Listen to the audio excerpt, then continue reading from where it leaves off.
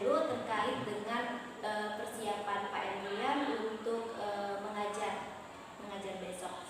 Kalau begitu, materi apa yang ingin Pak Endrian bawakan? Iya, materi yang akan saya bawakan nanti Bu pas observasi, yaitu materi di kelas 11 IPS tentang pengangguran akan saya sesuai dengan silabus yang sudah saya susun. Jadi materinya tentang pengangguran di kelas 11 IPS ya Pak ya. Iya. Itu untuk tujuan pembelajarannya apa ya?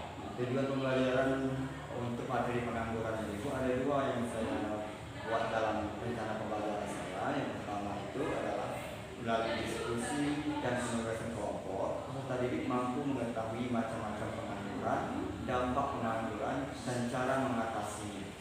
Yang kedua, melalui diskusi dan penugasan kelompok, peserta didik mampu menyajikan hasil masalah ketenagakerjaan dalam pembangunan ekonomi. Itu tujuan pembelajaran saya untuk materi pengangguran. Iya, baik Pak EM. Berarti sudah ada tujuan yang ingin dicapai ya, sudah ada persiapannya. Tadi ada dua tujuannya. Yang pertama, peserta didik mampu mengetahui macam-macam pengangguran, dampaknya apa, dan cara mengatasinya seperti apa.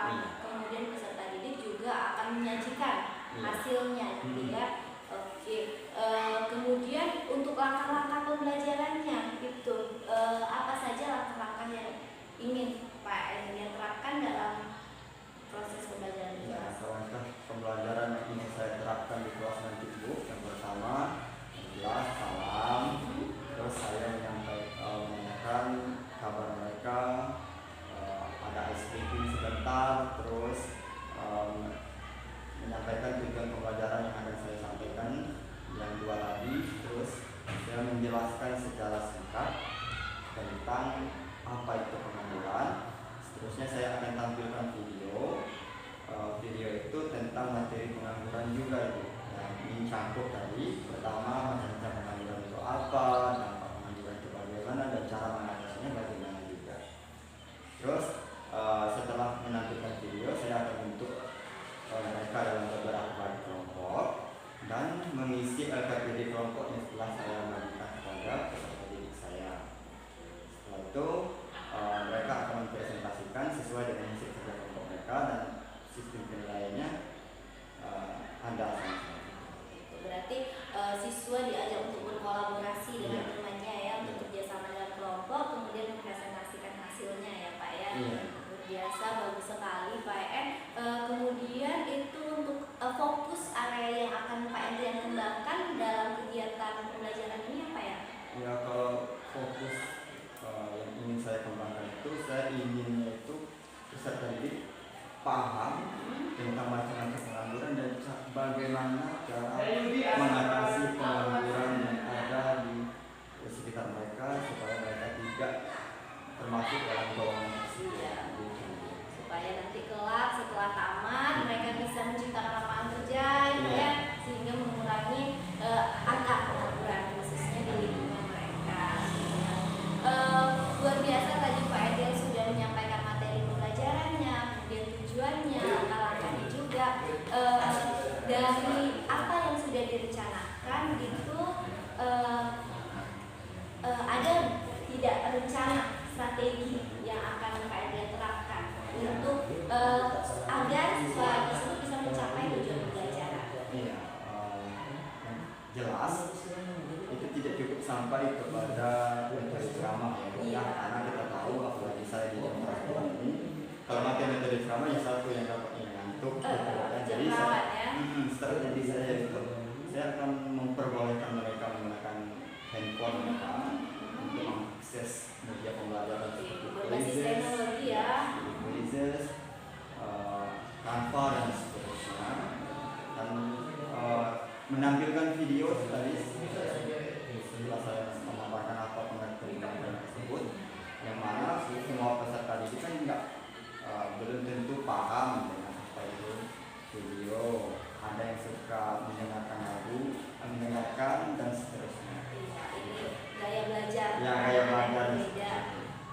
Ya, berarti Pak Endrian menyiapkan media pembelajaran dan menerapkan pembelajaran berbasis teknologi juga ya. Jadi Pak Endrian akan menerapkan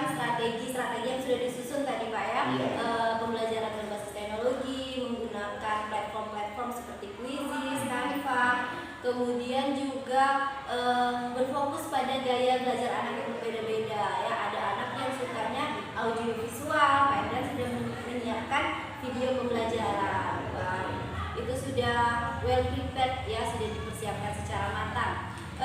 Kira-kira nih strateginya sudah disusun ke dalam sebuah rencana, itu ada tidak tantangan atau hambatan yang kira-kira akan terjadi saat proses pelaksanaannya, Pak? Yang jelas pasti ada ya. Kita tidak bisa memungkiri juga. Yang pertama, kita di sini mati lampu kan namanya. Jadi yang pertama itu pasti mati lampu. Terus pasti ada juga nanti salah satu peserta didik yang tidak membawa HP ke sekolah, entah itu HP-nya rusak atau HP-nya tidak mampu mengakses internet. Itu tantangan yang sebenarnya. Jadi ada banyak ya sebenarnya tantangannya, apalagi kita di sekolah ini yang rawan sekali mati lampu dan listrik, sinyal hilang ya. Saat kita mau mulai pakai Quizizz tiba-tiba sinyal tidak ada, jadi batal rencana yang sudah dibuat. Kemudian juga masalah dari siswa itu tidak semua yang bersedia atau memiliki gadget, dan itu juga menjadi hambatan. Kalau begitu ada tidak solusi dari Pak Endrian sendiri untuk menghadapi hambatan-hambatan itu? Iya, solusi dari saya kalau memang tidak bisa dikondisikan rencana seperti yang saya tadi, ya maka saya akan merubah strateginya menjadi yang pertama itu entah merubah dari platform yang saya sebutkan tadi menjadi karton tempel atau yang lain seperti itu. Menggunakan media manual ya, Pak ya. Manual yang penting intinya adalah mereka tuh tertarik dengan apa yang mereka sampaikan dan apa yang telah akan terjadi di kelas tersebut. Bagus sekali, jadi tetap menggunakan media. Seandainya media yang berbasis teknologi ini gagal, kita menggunakan media konvensional tapi tetap menarik. Kalau untuk menghadapi ini strategi, tidak semua siswa yang membawa handphone seperti itu. Ya, di sekolah kita juga punya berapa banyak tablet gitu. Nah, mungkin barangkali bagi peserta didik yang tidak membawa HP atau lupa dan seterusnya, itu nanti saya akan konfirmasi lagi ke pihak sekolah bagian Santras untuk peminjaman tablet bagi peserta didik yang tidak menggunakan atau tidak membawa HP.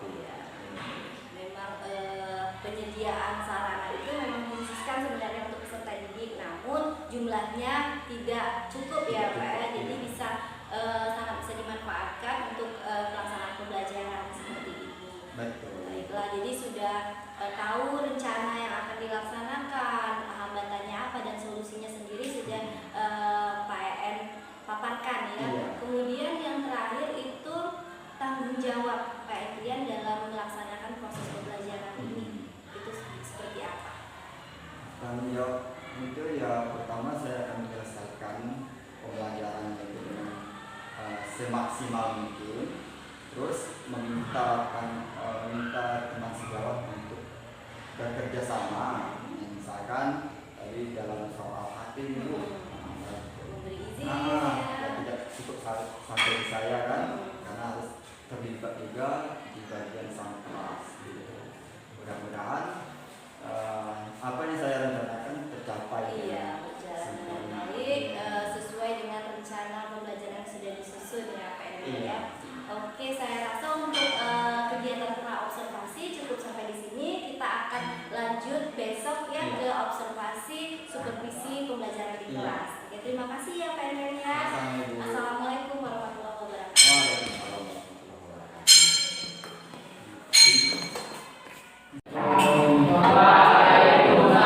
warahmatullahi wabarakatuh. Selamat pagi semuanya. Baik, Pak. Kabarnya hari ini? Baik. Mas Indra tadi sudah sarapan belum? Sudah. Ada yang belum cuci tangan dulu?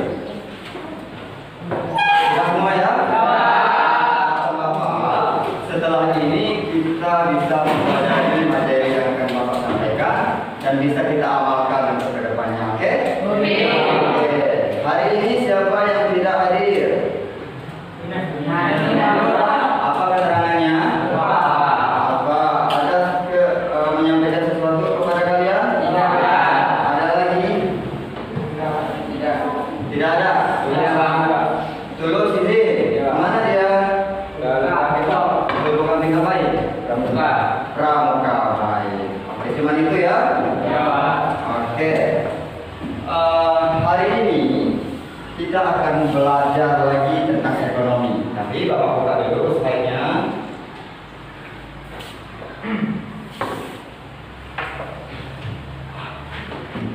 Nah, slide. Kita mulai. Adakah yang masih ingat kemarin kita belajar tentang apa? Apa? Oke, apa itu sistem upah? Ya. Upah adalah hak pekerja yang diterima dan dinyatakan dalam bentuk uang sebagai imbalan dari pengusaha atau pemberi kerja. Oke, baik, tepuk tangan dulu untuk Budi. Jadi kita kemarin mempelajari tentang sistem upah. Sistem upah itu apa? Sistem upah itu adalah hak pekerja yang dinyatakan dalam bentuk uang. Ketika dia sedang ngapain? Bekerja di tempat mana? Di perusahaan. Oke. Nah, coba perhatikan kembali ke papan kita. Hari ini kita akan mempelajari tentang pengangguran. Materinya adalah pengangguran. Nanti setelah pembelajaran ini selesai, ada manfaat pembelajaran yang akan kita ambil setelah pembelajaran ini selesai. Apa itu? Setelah mempelajari materi pengangguran, peserta didik mampu mengamalkan materi dalam bentuk kehidupan sehari-hari dan bisa bekerja keras. Itu nanti manfaat pembelajaran kita ketika kita sudah mempelajari pengangguran. Oke ya? Jadi kita semangat belajar ya? Oke, lanjut. Nah, kompetensi dasar. Kompetensi dasar ini kita pelajari sama dengan kompetensi dasar yang lain. Nah, inilah pengangguran ini adalah materi kecilnya. Materi besarnya atau kompetensi dasarnya adalah menganalisis permasalahan ketenagakerjaan dalam bentuk pembangunan ekonomi. Adapun 3.4.3-nya adalah menyajikan hasil analisis masalah ketenagakerjaan dalam pembangunan ekonomi dan cara mengatasinya. Itu kompetensi dasarnya. Dan KKN kita untuk pengangguran ini atau materi pengangguran adalah 75. Artinya paling sedikit nilai kita atau nilai paling rendah supaya tidak merah adalah 75. Bagaimana cara mendapatkannya? Bekerja keras, belajar lagi dan belajar lagi. Oke ya? Oke, tujuan pembelajaran kita hari ini dengan metode pembelajaran discovery learning, peserta didik mampu mengetahui macam-macam pengangguran, dampak pengangguran dan cara mengatasinya. Ini yang akan kita pelajari nanti. Nanti hasilnya kalian akan mengetahui tentang macam-macam pengangguran.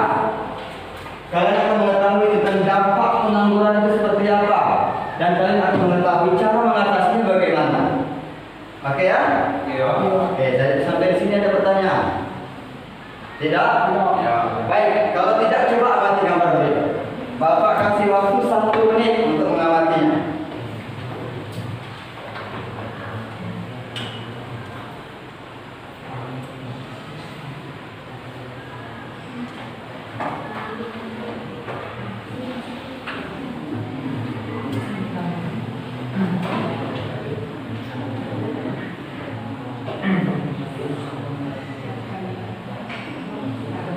Nah, coba amati lagi.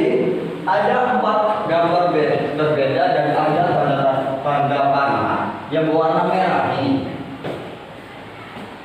Gambar 1 videonya gambar 3, gambar 2 videonya gambar 4. Oke, kira-kira ada yang mau mengungkapkan pendapatnya atau ada yang mau memberi saran atau tanggapan? Budi lagi, coba Budi. Yang apa? Tanaman yang Boleh, coba. itu kalau kita tujuan kerja Pak, kalau kita bekerja dapat memenuhi kebutuhan kita sehari-hari sebelum makan. Ya. Kalau yang nomor 2 itu kalau kita pengangguran tidak bekerja, hasilnya bilang kita tidak bisa makan, tidak bisa Cukup itu bukan itu sehari-hari. Oke, tepuk tangan untuk Budi yang tadi. Coba ini ada lagi yang mau melengkapi kata-kata Budi tadi atau ada pendapat lain? Ayo. Ada pendapat lain mungkin? Oh Pak, mungkin menurut saya seperti ini loh. Ada nggak seperti itu? Atau kita setuju dengan Budi? Nanti Budi bapak pengangguran. Bukan dong. Ayo. Ada lagi?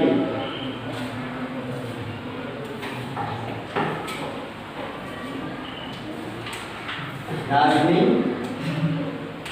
tidak ada.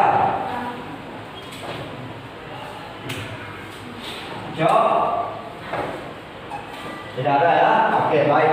Mari kita amati baik-baik gambar di atas atau gambar di papan tulis kita. Gambar pertama ini menunjukkan bahwa sedang ada orang yang bekerja dengan rutinitas yang padat. Apa tujuannya? Apa tujuan bekerja? Untuk memenuhi kebutuhan. Maka digambarkan oleh gambar 3 yaitu sedang makan. Nah, gambar 2 ini ada orang yang sedang main game, ada yang lagi WA, ada yang makan HP dan ada yang tidur. Dan efeknya kan diwakili oleh gambar 4. Apa itu gambar 4? Nah, kurang lebih menggambarkan tentang kelaparan atau tidak bisa memenuhi kebutuhan hidupnya. Oke ya? Ini sepintas tentang materi yang akan kita pelajari hari ini. Dan harapannya kita bisa belajar lebih giat lagi. Kita lanjut. Lanjut. Jadi apa itu pengangguran? Nah, sini Orang yang tidak mempunyai pekerjaan, sudah mencari pekerjaan, atau sudah mempersiapkan pekerjaan. orang yang Tidak mempunyai pekerjaan, tidak mempunyai pekerjaan. Lanjutannya apa? sudah mencari pekerjaan, Sedang mencari pekerjaan atau lagi? atau sudah mempersiapkan pekerjaan. Atau sedang mempersiapkan pekerjaan. Tepuk tangan lagi untuk si Nazmi. Oke, Bapak yakin kalian punya pendapat yang berbeda dengan Nazmi. Ada lagi, coba tunjuk tangan. Apa pengangguran menurut kalian? Pengangguran itu apa? Kita aja.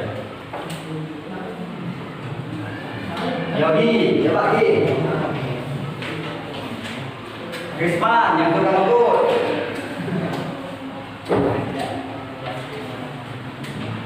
Atau sama lagi kita dengan Nazmi. Kira-kira menurut kita atau menurut kalian pengangguran itu apa? Coba kita bandingkan deh dengan orang yang di sekitar lingkungan kita. Kalau yang bekerja itu bagaimana dan pengangguran itu bagaimana? Riko, Irwana, Saputra, coba. Kalau pengangguran Pak, bermalas-malasan Pak. Bermalas-malasan. Satu orang aja yang nyata. Ini semuanya mencari apa isinya. Ada 4 orang kan?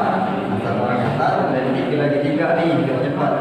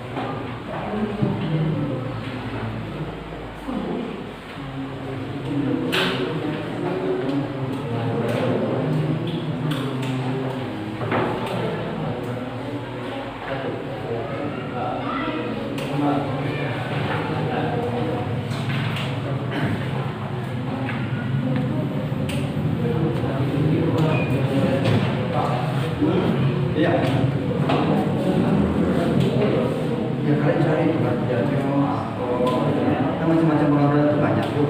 Nah, sekarang jelas nanti kan menjelaskan apa itu macam-macam pengangguran. Nanti dampaknya, apa dampaknya? Terus bagaimana cara mengatasinya? Oke?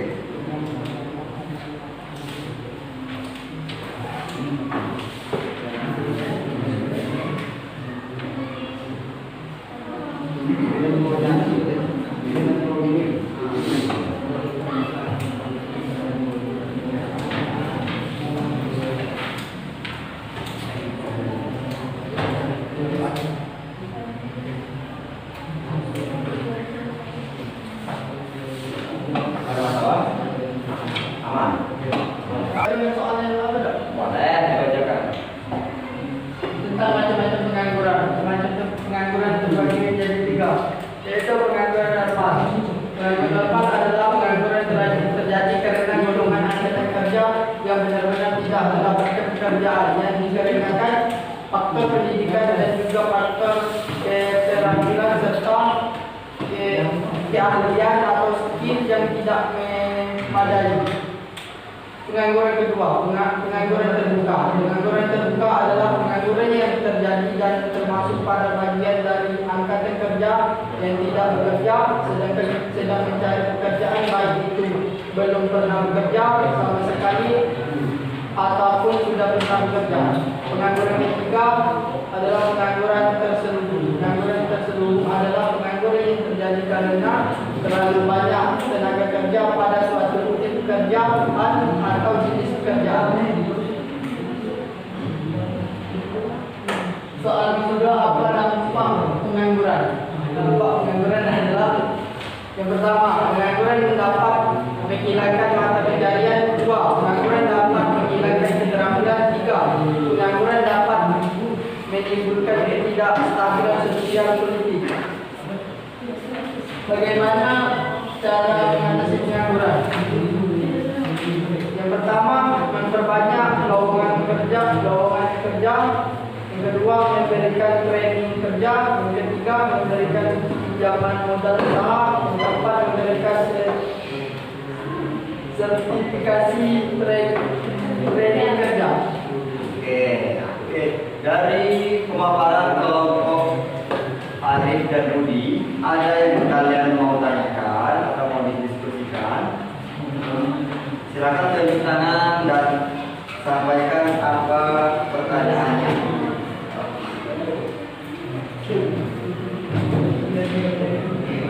Ada?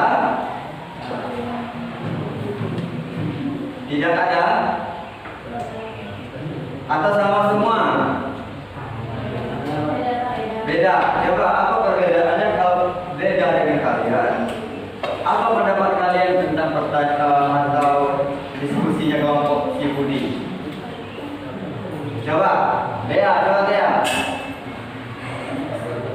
Tanggapi deh.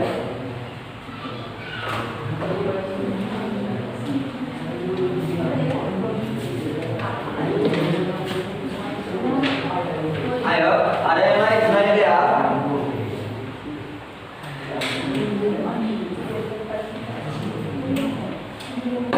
Riko, Irwana, Samudra, ada? Ada Pak. Ada, sama berarti ya? Cok, sama. Alhamdulillah. Kelompok lain? Erik? Oke, coba. Coba Pak. Ya, ada tegak kok, berdiri.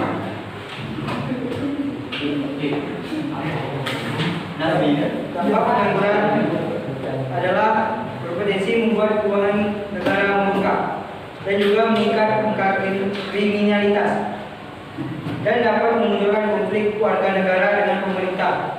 Juga dapat menyebabkan kesengajaan kesempatan bekerja dan dapat menyebabkan seseorang kehilangan keahlian untuk keterampilan. Oke, itu penambahan dari dampak pengangguran. Apakah kita bisa terima? Saya. Ada yang lain mungkin? Terima kasih. Tepuk tangan untuk nanti. Ada yang lain yang beda?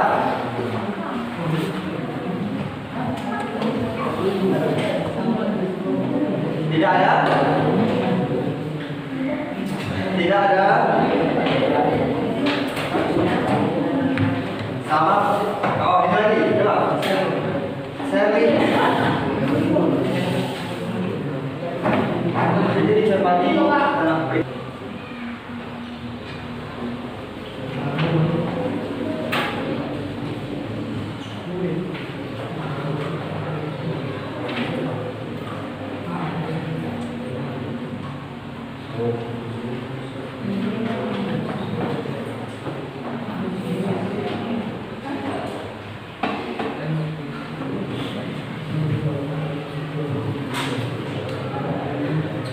Sudah? Sudah belum?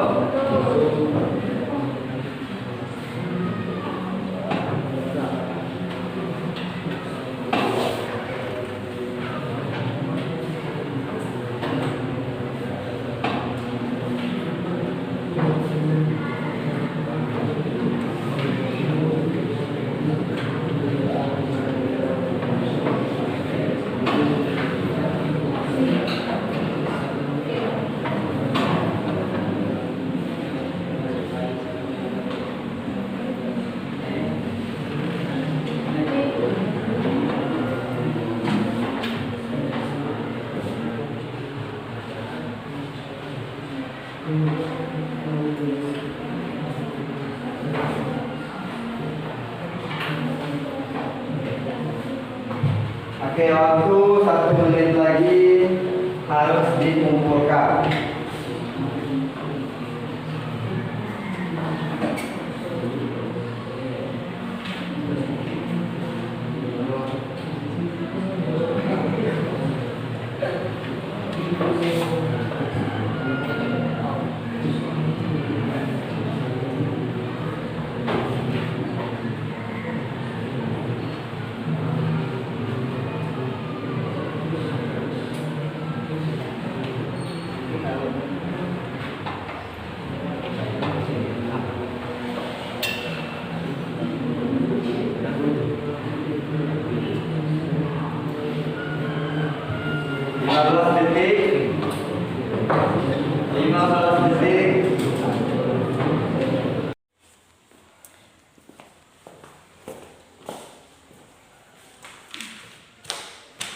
Baik, Pak Emilian, Assalamualaikum. Waalaikumsalam. Iya.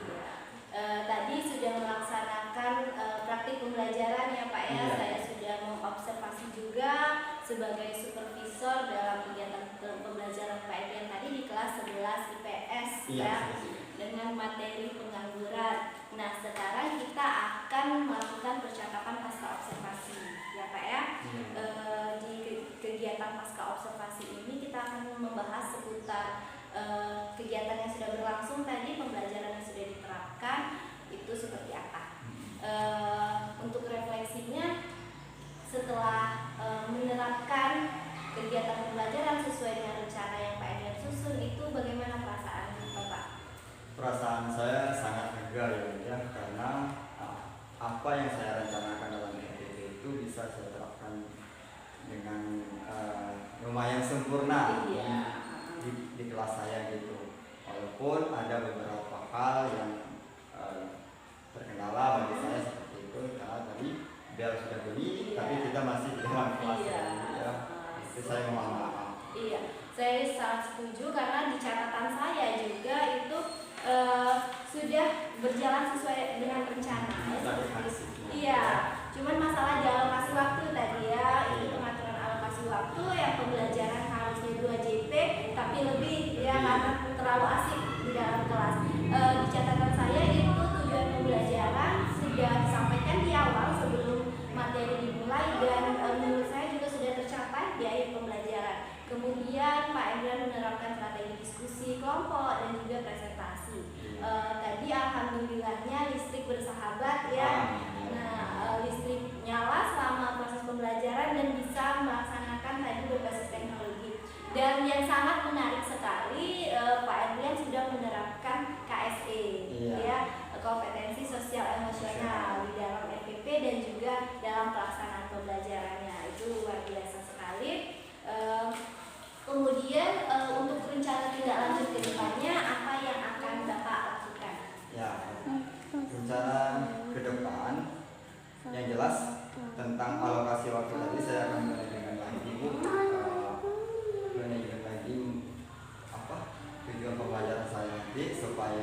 waktu yang sudah diberikan sekolah dengan tujuan pembelajaran saya itu sempurna tercapai kepada peserta didik.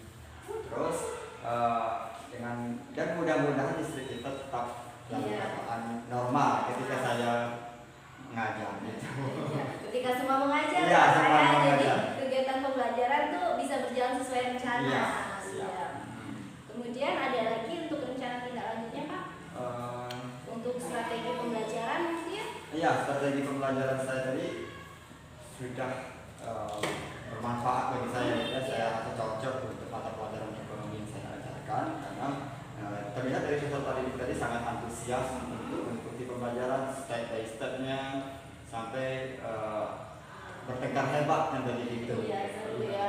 Jadi Pak Erlen berkomitmen untuk terus melaksanakan pembelajaran yang kreatif dan Iya, inovatif di inovatif. kelas ya. Dan juga bisa membagikan apa yang Pak EN dapatkan itu ke rekan-rekan ya. Iya. Jika ini ternyata berpengaruh nih kita pakai strategi yang ini, mungkin bisa sharing dengan rekan-rekan ya. Siap. Supaya tujuan pembelajaran kita bisa tercapai di kelas. Oke, itu saja untuk percakapan pasca observasi ini. Pak Endrian ya, terima kasih sudah bersedia untuk saya observasi Sama-sama, kegiatan Ibu. pembelajarannya. Oke, baiklah, saya akhiri ya. Wassalamualaikum warahmatullahi wabarakatuh. Waalaikumsalam warahmatullahi wabarakatuh.